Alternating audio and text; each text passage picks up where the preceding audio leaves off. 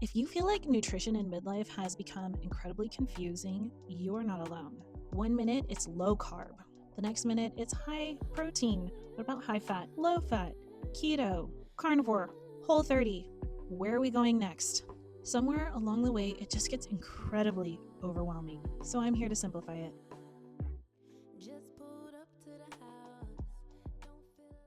Hello, everyone. I'm Mandy. Tucker's here too. And this is Mandy Moves Fit in the Chaos, where I talk to you about fitness in your midlife. If you've watched my other videos about the 6 essential layers to midlife, this is layer number 3. I've already covered strength and movement. This is nutrition, and I'm here to break it all down for you. Okay, so here's the problem. We get stuck in these dieting cycles. We diet, we restrict, we mess up, then we start over. We feel like failures, and it's always, I'm going to start on Monday. I'm going to start next month. I'm going to start next year, whatever that might be. We keep going through these cycles where we just need to stop, especially when it comes to extremes. They are very, very dangerous for us in our period of life. I can tell you from personal experience. What do our bodies respond to the most? Consistency, nourishment, and balance. Those are the 3 things that our body responds to the most.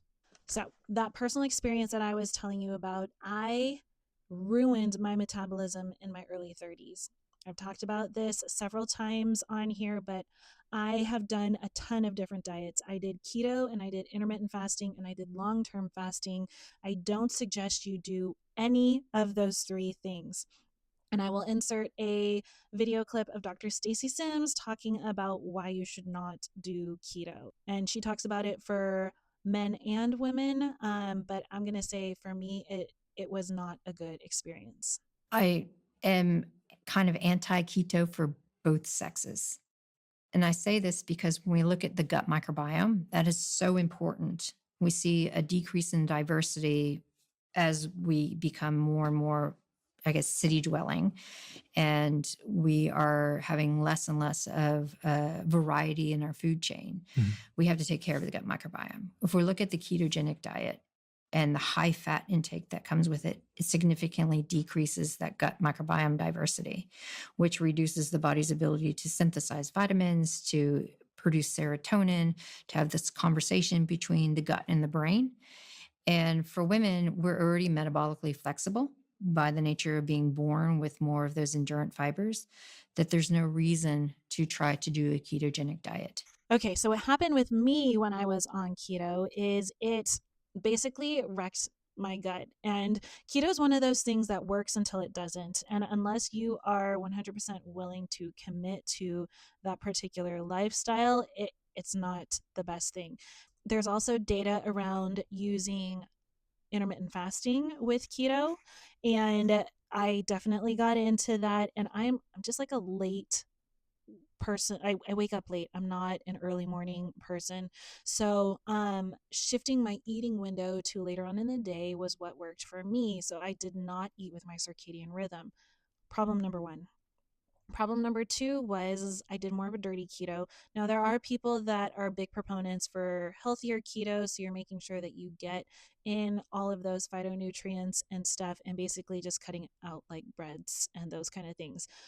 But if you are strength training, which I have talked about, you need carbs in order for your muscles to use up those fast sugars. If we look at intermittent fasting where you're holding the fast up till noon, or you're having days of really low calorie restriction, we see in active women it's very detrimental unless you have PCOS or you have some other subclinical issue. And the reason for that is we as women have more oxidative fibers. So we hear about all the things about fasting to improve our metabolic flexibility, to improve telomere length, to improve parasympathetic activation. But by the nature of women having more oxidative fibers, we are already metabolically more flexible than men. So when a woman starts to exercise, she goes through blood glucose first and then gets into free fatty acid use. She doesn't tap so much into liver and muscle glycogen, which is, I think, another misconception that happens. So when we're talking about fasting or fasted workouts, trying to improve that metabolic flexibility, it increases stress on the woman. And so when we're talking about overall stress, we're talking about cortisol increase, and they can't hit intensities high enough with no fuel to be able to invoke the post-exercise responses of growth hormone and testosterone, which then drop cortisol. So, from an overall stress perspective, that fasted workout and holding that fast for a long period of time increases cortisol. I'm interrupting this portion of the video to remind you to like and subscribe. Thank you so much, and back to the video. Protein is used to replenish your muscles after your workout, but before your workout, you really should eat a fair amount of carbs to make sure that you have the energy so your body doesn't break down muscle that it doesn't need to for energy. Intermittent fasting worked okay for me. And so I was like, you know what? I'm going to kick this up into high gear and I'm going to fast for 2 or 3 days at a time. And I did, and it completely messed me up. So I would do 2 to 3 day fasts, and I didn't understand why I was so jittery, why I wasn't responding very well. And basically, my body was just completely under stress. And I would work out hard workouts during those times. I was pretty much willing to do anything and everything I could in order to lose whatever weight I thought I needed to lose. And it ended up being really bad business for me. I messed up my metabolism. I shorted out my thyroid, which was not great because I already have thyroid problems that run in my family. I ended up starting to develop what looks like kind of like a goiter. And if you're not sure what that is, it's basically like a really inflamed thyroid. So, and fasting is a stress on your body. You need to make sure that you have enough replenishment in your body so it's not constantly in a stressed state. And that was not something that I did. I was doing like 24 and 48-hour fasts once a week. So I messed up my metabolism, and it has taken me forever to get it to where it needs to be. Honestly, it's taken about 2 to 3 years for my body to not constantly feel stressed all the time. Now, why is this so different for us in this time period of life? Now, if you're in midlife, I'm referring to the time when you're about 35 to 50, if you're going through the perimenopausal change. That's the time period that I'm talking about. Why is this so different for us? Well, there are huge hormone shifts that happen.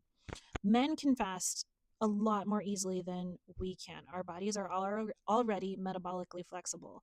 Like, we can go in and out of quote unquote a fasting state fairly easily just by the nature that women are XX. Fasting works way better for men than it is for women. And what we also need to remember is a lot of times when studies are conducted, a lot of times they are conducted on college age men. So men that are kind of in the prime of their life. And men don't go through cycles like we do. So if we do partake in those cycles, a lot of times that data can be thrown out because our cycles will throw off the data because it won't look like the other data that they are getting from the young men in these trials. That's just unfortunately how it is. More and more studies are being done just on women. Those are coming, ladies, but just so you know, a lot of studies are done on just men. So our hormones shift and we become more sensitive to blood sugar swings, stress, undereating, and a lack of protein. We need to make sure that we are eating enough in this time period of life. Skipping meals and over restricting is only going to work against you. Once your body comes out of that fasting state, it's going to put on fat, even if it needs to put on muscle. It will put on fat as a protective layer because it's like, I don't know what I'm going to eat next. I need to make sure that I've got this here for me. So there were times where I think, burning fat. I don't have the scale data like I do now with my Hume scale to know whether that was working or not. I'm guessing I would drop a ton of water weight, maybe a little bit of fat, maybe a little bit of muscle. And then when I would start to eat again, I would just start to put on fat. So, what should our meals look like? They should look like protein first. Protein is what is going to build those muscles, and it will help our metabolism and help us to feel full. So, if you start your meals with protein, you're going to fill up faster. You're not going to need to eat as much. You're going to feel satiated. These meals also need to balance. So, we're going to eat protein first, and then we're going to eat our carbs and fats, and those are going to help to stabilize us. Our muscles need sugar. So that is what carbs are. I'm not talking about alcohol sugars, but carbs are necessary for our survival. They are part of a balanced diet. I don't know where carbs got their bad rep. I finally got out of keto and came around to it after reading the Bible. Jesus called himself the bread of life. There's no reason that he would have called himself that if that was something that was really unhealthy for the human body. So I found this lady, I forget what her name is. But she got me to start milling my own wheat and making my own bread. I absolutely love doing that. I probably do it like once a month. I will make cookies from these wheat berries. It's a very healthy way to get in your complex carbohydrates. Whole wheat, I highly suggest you try it. Is it necessary for life? No. There are people that get on sourdough kicks. I'd love to do sourdough. My mom makes sourdough, so she gives me half a loaf whenever she does make it. Like, but if you can't access these, just try and buy like a healthier bread. Dave's bread, Ezekiel bread, like those kind of things. Those are all okay. Overnight oats are awesome if you like that type of thing. I like to make my oatmeal fresh. Can't stand things when they are mushy and icky and cold. Can't do it. So I make my oatmeal fresh in the morning, but I absolutely love having oatmeal in the morning. That is a healthy carb that you can have. Quinoa, brown rice. White rice isn't the devil either if you eat it with protein. Just making sure that you are pairing that carb with a protein is essential. And it also affects you differently when you eat it with a protein. Just so you know, there have been studies that have been done by people who they've eaten the carb first and their blood sugar will spike. But if you eat the protein first, their blood sugar won't spike as much, just so you guys know. And consistency, consistency, consistency, consistency. Am I saying don't have alcohol? Absolutely not. I'll probably have a glass of wine later on this week. Not tonight, we're too busy. But I'm not saying to never do that, but you should probably live by the 80-20 rule. 80% need to be on target. 20%, if you're not on target, it's okay. There is room for that piece of cheesecake. There is room for the glass of wine. There is room for that chocolate, whatever that might be. I've talked about, there he is, he goes again. I've talked about them before. The guys on Mind Pump talk about this in a very easy way. If you are eating whole foods, especially protein first, you will be just fine. Yeah, it's not, I don't have any hard rules, but I would say the vast majority of my diet is whole natural foods. So the vast majority of my diet is like one ingredient type of foods with seasoning. So I almost always never have a meal where it's ultra processed foods, especially not on a regular basis. That's just bottom line. Most people, it's the opposite. Most people, if you look at the average, about 70%.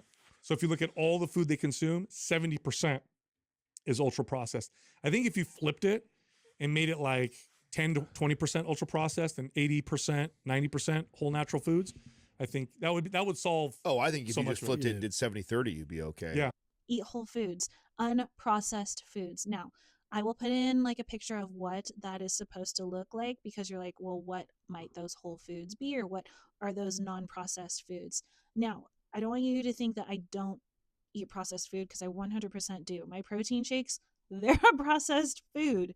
A lot of the prepackaged stuff that I have is processed food. I try to do as fresh as possible, but don't think that I'm not eating processed food. And you can also eat out. You just need to make healthier choices when you're out.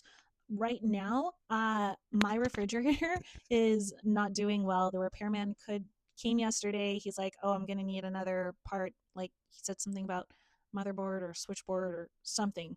But honestly, like my refrigerator is out right now. We have a secondary refrigerator in the garage. I like to call it the drink refrigerator. We'll put like our sodas or juices or sparkling waters or our alcohol, like our seltzers and stuff. They all go out there.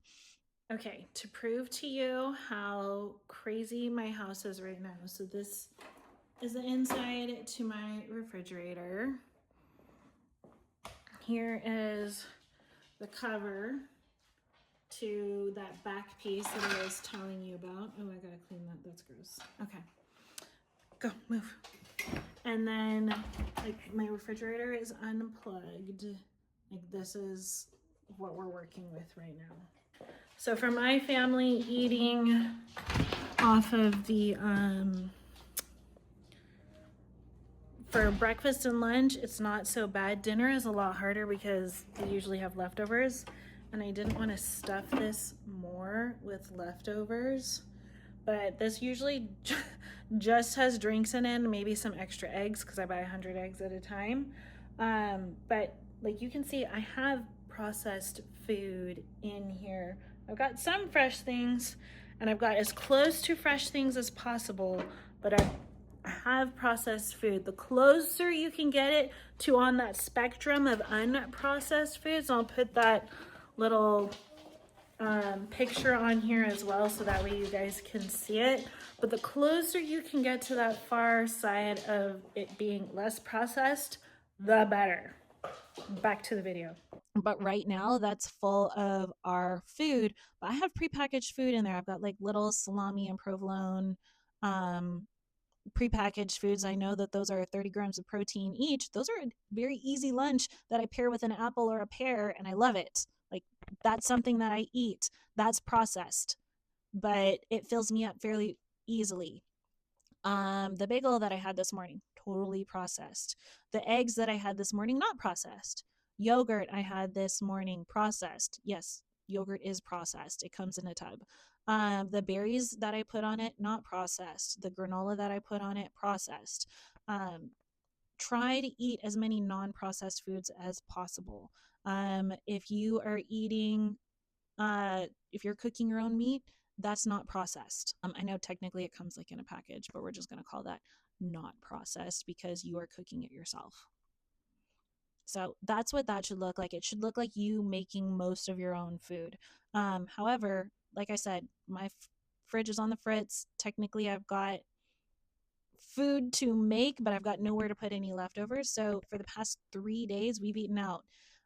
Tuesday night, we had Miguel's Jr. It's a semi-fast food restaurant here in Southern California. I happen to know the owners of it, and I know they use really clean ingredients in their food. So I had a very large burrito. Last night, I had In-N-Out. I chose to have mine lettuce wraps, so protein style. Tonight, we're going to go and get Chipotle, and hopefully the fridge will be fixed tomorrow, and I'll be able to make dinner tomorrow. But weeks like this happen, and I want to give you permission to have those days where you're like, oh, I just have to pick up dinner, but you need to make the healthier option for dinner.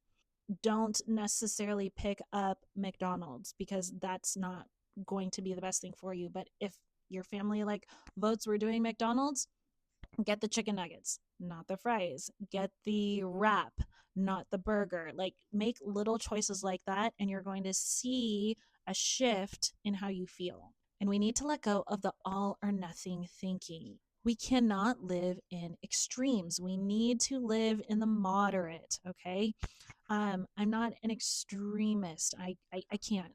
I can't do extremes anymore. I don't have the mental bandwidth for it anymore. I just want the basics, and that's all you need to do. It's just the basics, ladies.